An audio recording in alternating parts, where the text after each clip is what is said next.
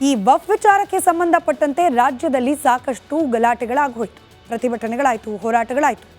ರೈತರ ಭೂಮಿಯನ್ನು ವಫ್ ಮಂಡಳಿ ಕಬ್ಜಾ ಮಾಡೋ ಪ್ರಯತ್ನ ಮಾಡ್ತಿದೆ ಅಂತ. ರಾಜ್ಯ ಸರ್ಕಾರ ಇಲ್ಲ ನೋಟಿಸ್ ಗಿಟೀಸ್ ಎಲ್ಲ ವಾಪಸ್ ಪಡ್ಕೊಂಡ್ಬಿಡ್ತೀವಿ, ಯಾರೆಲ್ಲರ ರೈತರ ಪಹಣಿ ಪತ್ರದಲ್ಲಿ ಕಾಲಮ್ ನಂಬರ್ 11, 9 ಎಲ್ಲಿ ವಫ್ ಅಂತಿದೆ ಅದನ್ನು ತಕ್ಷಣಕ್ಕೆ ಕೈ ಬಿಡಬೇಕು ಅನ್ನೋ ನಿರ್ಧಾರ ಮಾಡ್ತೀವಿ ಅಂತ ಹೇಳಿ ನಮ್ಮ ಕರ್ತವ್ಯ ಇಷ್ಟೇ ಅಂತ ಹೇಳಿ ಕೈ ಕಟ್ಟು ಕೂತಿದ್ದಾಯಿತು. ರಾಷ್ಟ್ರೀಯ ಮಟ್ಟದಲ್ಲೂ ಕೂಡ ವಫ್ ವಿಚಾರಕ್ಕೆ ಸಂಬಂಧಪಟ್ಟಂತೆ ಚರ್ಚೆ ಆಗ್ತಾ ಇದೆ. ತಿದ್ದುಪಡಿ ತರಬೇಕು ಕಾಯ್ದೆಗೆ ಅನ್ನೋದು ಈ ಮಾತುಕತೆಯ ಹಂತದಲ್ಲೇ ರಾಜ್ಯ ಹಾಗೆ ರಾಷ್ಟ್ರೀಯ ಮಟ್ಟದಲ್ಲಿ ವಫ್ ವಿಚಾರಕ್ಕೆ ಸಂಬಂಧಪಟ್ಟಂತೆ ಚರ್ಚೆಗಳಾಗ್ತಾ ಇರೋ ಸಂದರ್ಭದಲ್ಲಿ ನೆರೆಯ ಆಂಧ್ರ ಪ್ರದೇಶದ ಸರ್ಕಾರ ಕೈಗೊಂಡಿರುವ ಒಂದು ನಿರ್ಧಾರ ಎಲ್ಲರ ಹುಬ್ಬೇರುವಂತೆ ಮಾಡಿದೆ. ಆಂಧ್ರ ಪ್ರದೇಶದ ಪಾಲಿಟಿಕ್ಸ್ ಹಾಗೆ ಸಿನಿಮಾ ಎರಡೂ ಹಾಗೆ ವರ್ಣರಂಜಿತ. ಆ ಕಡೆ ಕ್ಷಣದ ಟ್ವಿಸ್ಟ್ಗಳಿರುತ್ತಲ್ಲ, ಭಯಂಕರ ಮಜವಾಗಿರುತ್ತೆ. ಈ ವಫ್ ವಿಚಾರದಲ್ಲೂ ಕೂಡ ಆಂಧ್ರ ಪ್ರದೇಶ ಸರ್ಕಾರ ಅಂಥದ್ದೇ ಒಂದು ಟರ್ನ್ ಟ್ವಿಸ್ಟಿಂಗ್ ಅನ್ನೋ ರೀತಿಯ ನಿರ್ಧಾರವನ್ನು ತೆಗೆದುಕೊಂಡಿದೆ. ಚಂದ್ರಬಾಬು ನಾಯ್ಡು ಅವರು ತೆಗೆದುಕೊಂಡ ನಿರ್ಧಾರ ಅಲ್ಲಿನ ಅಂದರೆ ಆಂಧ್ರ ಪ್ರದೇಶ ರಾಜ್ಯಕ್ಕೆ ಸೀಮಿತವಾದ ವಫ್ ಬೋರ್ಡನ್ನೇ ವಜಾ ಮಾಡುವ ನಿರ್ಧಾರಕ್ಕೆ ಬಂದಿದೆ. ಸರ್ಕಾರ ವಜಾ ಮಾಡಿದೆ ಕೂಡ. ಮುಸಲ್ಮಾನರ ಆತಂಕಕ್ಕೆ ಕಾರಣವಾಗಿದೆ, ಹಾಗೆ ಹಿಂದೂಗಳ ಬಹುಸಂಖ್ಯಾತರ ಅಥವಾ ರೈಟ್ ವಿಂಗರ್ಸ್ನ ಬಹುಪರಾಗೂ ಕೂಡ ಕಾರಣವಾಗಿದೆ. ಚಂದ್ರಬಾಬು ನಾಯ್ಡು ಅವರ ನೇತೃತ್ವದ ಸರ್ಕಾರ ಕೈಗೊಂಡಿರುವ ಈ ನಿರ್ಧಾರ ಏನಾಯಿತು, ಆ್ಯಕ್ಚುಲಿ ಯಾಕೆ ವಫ್ ಬೋರ್ಡನ್ನು ವಜಾ ಮಾಡುವ ನಿರ್ಧಾರಕ್ಕೆ ಬಂತು ಆಂಧ್ರ ಸರ್ಕಾರ, ಹಾಗೆ ಯಾವ ರೀತಿಯಾದ ಪ್ರತಿಕ್ರಿಯೆಗಳು ವ್ಯಕ್ತವಾಗ್ತಾ ಇದೆ ಈ ನಿರ್ಧಾರಕ್ಕೆ, ಈ ಕುರಿತಾದ ಒಂದು ಡೀಟೇಲ್ ರಿಪೋರ್ಟ್ ನಿಮ್ಮ ಮುಂದೆ.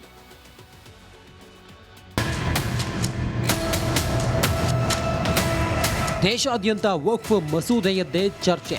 ಮೋದಿ ಸರ್ಕಾರ ವಕ್ಫ್ ಬಿಲ್ಗೆ ತಿದ್ದುಪಡಿ ತರಲು ಮುಂದಾಗಿದೆ. ಮುಸ್ಲಿಮರಂತೂ ಕೇಂದ್ರದ ನಡೆಯನ್ನ ಖಂಡಿಸುತ್ತಿದ್ದಾರೆ. ಇದರ ಮಧ್ಯೆ ಆಂಧ್ರ ಪ್ರದೇಶ ಸರ್ಕಾರವು ವಕ್ಫ್ ಬೋರ್ಡ್ ಅನ್ನೇ ವಜಾಗೊಳಿಸಿದೆ. ಹೌದು, ಚಂದ್ರಬಾಬು ನಾಯ್ಡು ವಕ್ಫ್ ಮಂಡಳಿಯನ್ನೇ ರದ್ದುಗೊಳಿಸಿ ಆದೇಶ ಹೊರಡಿಸಿದೆ. ರಾಜ್ಯದಲ್ಲಿ ವಕ್ಫ್ ಬೋರ್ಡ್ ಆಸ್ತಿಗಳ ರಕ್ಷಣೆಗೆ ಕ್ರಮ ಕೈಗೊಂಡಿದ್ದೇವೆ. ಸದ್ಯದಲ್ಲೇ ನೂತನ ಬೋರ್ಡ್ ನೇಮಕ ಮಾಡುತ್ತೇವೆ ಎಂದು ನಾಯ್ಡು ಸರ್ಕಾರ ಹೇಳಿದೆ. ಜೊತೆಗೆ ಸನಾತನ ಬೋರ್ಡ್ ರಚನೆಯಾದರೂ ಅಚ್ಚರಿಯಿಲ್ಲ ಎನ್ನಲಾಗುತ್ತಿದೆ. ಚಂದ್ರಬಾಬು ನಾಯ್ಡು ಸರ್ಕಾರದ ನಡೆಗೆ ವ್ಯಾಪಕ ಮೆಚ್ಚುಗೆ ವ್ಯಕ್ತವಾಗುತ್ತಿದೆ. ಜೊತೆಗೆ ಮುಸ್ಲಿಂ ಸಮುದಾಯದಿಂದಲೂ ವಿರೋಧ ವ್ಯಕ್ತವಾಗುತ್ತಿದೆ.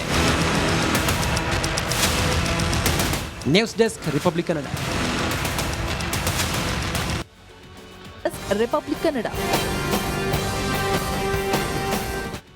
ಗೋಸ್ಕರ ಸಮಾವೇಶವನ್ನ ನಡೆಸಬೇಕು ಅಂತ ಹೇಳಿ ನಿರ್ಧಾರ ಮಾಡಲಾಗಿದೆ.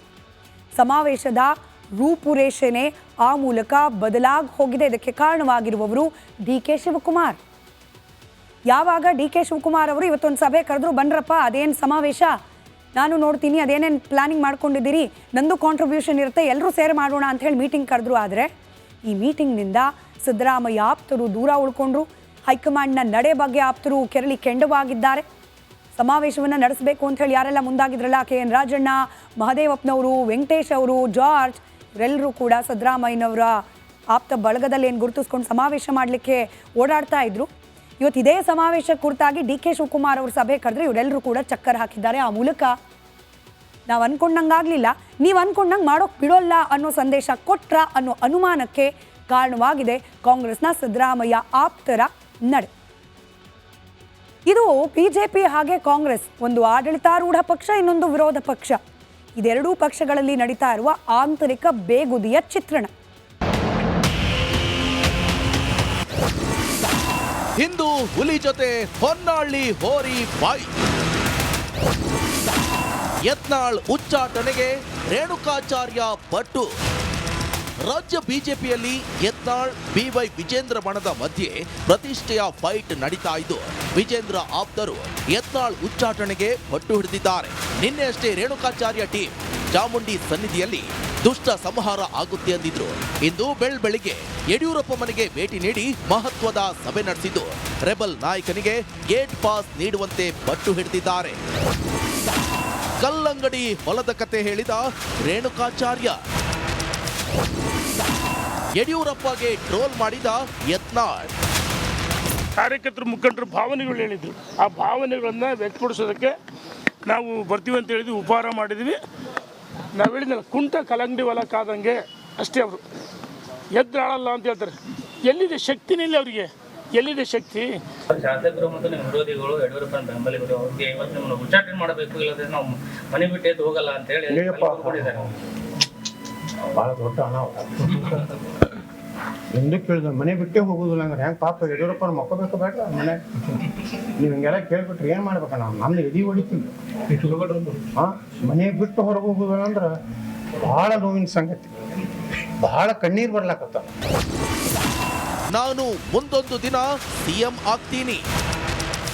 ಮುಖಂಡರುಗಳು ತಮ್ಮ ವೈಯಕ್ತಿಕ ಹಿತಾಸಕ್ತಿಯನ್ನು ಇಟ್ಕೊಂಡು ಒಬ್ಬ ರಾಜ್ಯ ಕಂಡಂಥ ಒಬ್ಬ ಧೀಮಂತ ನಾಯಕ, ರೈತ ನಾಯಕ ಯಡಿಯೂರಪ್ಪನವ್ರ ಬಗ್ಗೆ ಮನಬಂದಂತೆ ಮಾತನಾಡ್ತಕ್ಕಂಥದ್ದು, ಅಥವಾ ಇನ್ನು ಕೆಲವರು ಯತ್ನಾಳವರ ಮೇಲೆ ಹೆಗಲ ಮೇಲೆ ಅವ್ರ ಮೇಲೆ ಹೊತ್ತು ಗನ್ನನ್ನು ಇಟ್ಟು ಗುಂಡು ಹಾರಿಸ್ತಕ್ಕಂಥ ಪ್ರಯತ್ನ ಕೆಲವರೇನು ಮಾಡ್ತಾ ಇದ್ದಾರೆ. ಇದು ಯಾವುದು ಕೂಡ ಪಕ್ಷಕ್ಕಂತೂ ಒಳ್ಳೇದಾಗೋದಿಲ್ಲ. ಯತ್ನಾಳ್ ಉಚ್ಚಾಟನೆ ಮುಂದೆ ಏನು ಯತ್ನಾಳ ಭವಿಷ್ಯ ಏನೋ ವಿಚಾರ ಮಾಡಿ. ನಾನು ನಂಬರ್ 1 ಆಗ್ತೀನಿ ಕರ್ನಾಟಕ. ನೀವು ಬರ್ಕೊಂಡು ಇಟ್ಕೋರಿ. ಅವಾಗ ನಿಮ್ಮ ಮಾಧ್ಯಮದವ್ರು ಎಲ್ಲರೂ ಕರೆದು ಹೇಳ್ತೀನಿ. ಅವಾಗ ನೀವು ಕರಿತೀರಲ್ಲ, ನಾನು ಮುಖ್ಯಮಂತ್ರಿ ಆದ್ಮೇಲೆ ನಮ್ಮ ಚಾನಲ್ಗೆ ಬರ್ರಿ, ನಿಮ್ಮ ಚಾನಲ್ ನಿಮ್ಮ ಯಾವ ಚಾನಲ್ಗೆ ಬರೋದಿಲ್ಲಪ್ಪ, ನೀವು ಉಚ್ಚಾಟನೆ ಮಾಡ್ಲಿಕ್ಕೆ ಹೆಚ್ಚು ಪ್ರೆಷರ್ ನೀವು ಮಾಧ್ಯಮದವ್ರು ಮಾಡಿರಿ. ನಾನು ನೋಡ್ರಿ ರಾಜ್ಯದಾಗ ನಾನು ನಂಬರ್ 1 ಆಗವನೇ. ನೀವೇನು ನಮ್ಮ ಪರವಾಗಿ ಬರೀರಿ, ಬೇಕಾದ ಬಿಡ್ರಿ. ಹೊನ್ನಾಳಿ ಹೋರಿಗೆ ಟಕ್ಕರ್ ಕೊಟ್ಟ ಹುಲಿ. ಇಂಥ ಕರಿಗಳಿಗೆಲ್ಲ ಜಗ್ಗಿಲ್ಲ. ನಾನು ಹಳ್ಳಿ ಐದ, ನಾನು ನಾಟಿ ಹಸು, ಹಳ್ಳಿಯಿಂದ ಬಂದಿರ್ತಕ್ಕಂಥವನು, ನನಗೆಲ್ಲವೂ ಗೊತ್ತಿದೆ. ಆದ್ರೆ ನಿನ್ನ ಹೊಲಸು ಓರಿ ಆಯ್ತಾನ ಮಾಧ್ಯಮ ಸಿಟ್ಟಿದ್ದ ಅವ್ರನ್ನ ಬಿಟ್ಟು ಏನು ಈಗ ಈ ರೀತಿ ಬ್ಲ್ಯಾಕ್ ಮೇಲ್ ಮಾಡಿ ಬೆದರಿಕೆ ಹಾಕಿಸಿದ್ರೆ ಜಗ್ಗಿ ಬಂದು ನಾನು ಜಗ್ಗಲ್ಲ, ಕುಕ್ಕಲ್ಲ, ಬಗ್ಗಲ್ಲ. ಈ ದೇಶನಾಗ ಇದ್ದವರೆಲ್ಲ ಜವಾರಿನೇ. ಹೈಬ್ರಿಡ್ ತಳಿ ಎಲ್ಲಿ ಅದಾವ? ಹೊರಗಿನ ದೇಶದಿಂದ ಏನು ಧರ್ಮ ಬಂದವ ಅವು ಹೈಬ್ರಿಡ್. ಹುಲಿ ಆಯ್ತು, ರೇಣುಕಾಗೆ ಸಿಂಹ ಟಕ್ಕರ್. ಯಾರೋ ಅಪ್ರಸ್ತುತ ವ್ಯಕ್ತಿಗಳು, ಜನರಿಂದ ತಿರಸ್ಕೃತವಾಗಿ ತಿಪ್ಪೆ ಸೇರಿರುವಂತಹ ಕೊಳೆತು ನಾರ್ತಿರುವಂಥ ವ್ಯಕ್ತಿಗಳು ಏನೋ ಮಾತಾಡ್ತಿರ್ತಾರೆ. ಅವರ ವ್ಯರ್ಥ ಆಲಾಪನೆಗೆ ನಾನು ಉತ್ತರ ಕೊಡಕ್ಕೆ ಹೋಗಲ್ಲ. 2023ರಲ್ಲಿ ಕಾಂಗ್ರೆಸ್ ಸರ್ಕಾರ ಬಂದಾಗ ಸಿದ್ದರಾಮಯ್ಯನವ್ರ ಮನೆಗೆ ಹೂಗುಚ್ಚ ಹಿಡ್ಕೊಂಡು ಓಡೋಗಿದ್ದ ವ್ಯಕ್ತಿ ಯಾರು? ಅದಾದ ನಂತರ DK ಶಿವಕುಮಾರ್ ಮನೆ ಬಾಗಿಲಿಗೆ ಹೋಗಿ ಮನೆ ಬಾಗಿಲು ಕಾಯಕ್ಕೆ ಹೋದವ್ರು ಯಾರು?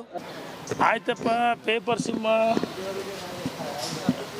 ನಮ್ಮ ಕ್ಷೇತ್ರದಲ್ಲಿ ನಮಗೆ ಸಾಮರ್ಥ್ಯ ಇದೆ, ನಮ್ಮದೇ ಆದ ಸಂಘಟನೆ ಇದೆ, ನಮಗೆ ವರಿಷ್ಠರು ಟಿಕೆಟ್ ಕೊಟ್ಟಿದ್ರು, ಯಾವುದೋ ಕಾರಣಕ್ಕೂ ಸೋತಿದ್ವಿ. ಒಳ ಮೀಸಲಾತಿ ಬೇರೆ ಬೇರೆ ತಪ್ಪುಗಳಿಂದ ನಮ್ಮ ತಪ್ಪುಗಳಿಂದ ನಾವು ಸೋತಿರ್ತೀವಿ. ಏನು ಹೇಳ್ತೀನಿ, ನಮ್ಮನ್ನು ಜನ ಸೋಲಿಸಿಲ್ಲ, ನಮ್ಮನ್ನು ಜನ ತಿರಸ್ಕಾರ ಮಾಡಿಲ್ಲ, ನಮ್ಮನ್ನು ತಿಪ್ಪೆಗೆಸಲ್ಲ.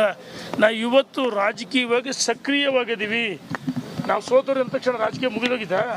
ನಮಗೆಲ್ಲ ಸಾಮರ್ಥ್ಯ ಇದೆ, ಜನ ಇವತ್ತು ನಮ್ಮನ್ನು ಇಷ್ಟಪಡ್ತಾರೆ. ಆದರೆ ನಿಮ್ಮಂಗೆ ಪೇಪರ್ ಸಿಂಹ ಅಲ್ಲ. ಬಿಜೆಪಿಯವರು ಪರಸ್ಪರ ಟ್ರೋಲ್ ಮಾಡೋದ್ರಲ್ಲಿ ಬ್ಯುಸಿಯಾಗಿದ್ದಾರೆ.